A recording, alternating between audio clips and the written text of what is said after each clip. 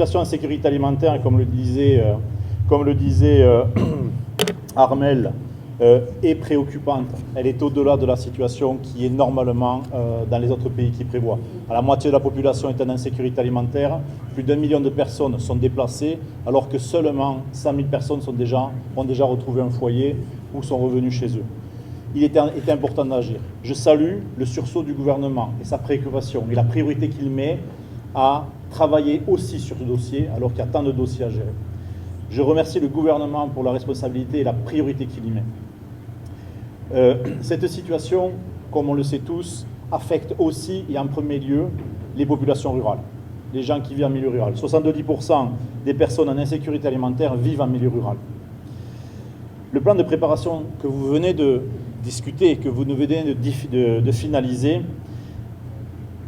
est un document qui est désormais coordonné, qui est collectif et qui est consensuel. C'est absolument important dans un travail où on doit tous travailler d'une manière coordonnée et de manière travailler sur une même orientation.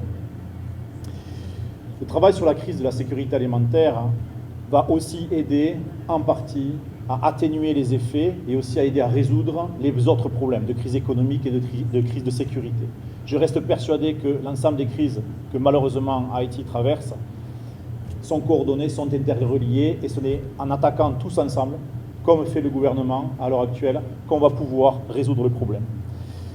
Nous, à la FAO, nous sommes persuadés qu'il y a un avenir pour Haïti. Nous sommes persuadés qu'il y a un avenir aussi pour l'agriculture en Haïti, comme exportateur. Je vous rappelle que dans les années 70, je reviens aux années où nous étions tous très jeunes, ou pas encore nés, Haïti était exportateur net. Vous exportiez, je dirais même nous exportions, pardon, des produits agricoles à l'extérieur, dans les pays voisins. Ceci n'est donc pas une fatalité. Haïti a les ressources humaines, le savoir-faire, mais aussi les ressources naturelles pour pouvoir recommencer à développer le pays et reprendre la marche en avant. Donc, je voudrais vraiment insister sur le fait que nous, à la FAO, on croit vraiment qu'au-delà d'une préparation aux crises alimentaires, il faut déjà mettre en place, quand nous allons répondre, des réponses durables, des réponses qui permettent aussi d'autoriser l'autonomisation de la production à Haïti pour pouvoir permettre une autonomie aussi en sécurité alimentaire au niveau d'Haïti, parce qu'elle est importante, au moins partielle, pour pouvoir justement redévelopper l'économie à partir de ce que nous savons faire nous à Haïti, c'est-à-dire la production agricole en général. Bien sûr, la FAO est là, elle sera prête à accompagner les décisions du gouvernement, nous le faisons déjà, nous allons continuer, et j'espère que je vais pouvoir aussi améliorer la réponse, l'augmenter, selon les vœux du ministre, mais aussi des autres collègues.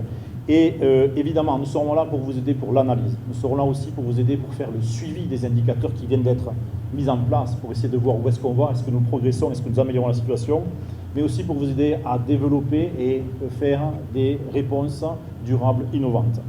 Et bien sûr, encore une fois, renforcer le secteur agricole, puisque c'est en ayant un secteur agricole fort que nous pourrons nous sortir et nous extraire de ces problèmes d'insécurité alimentaire.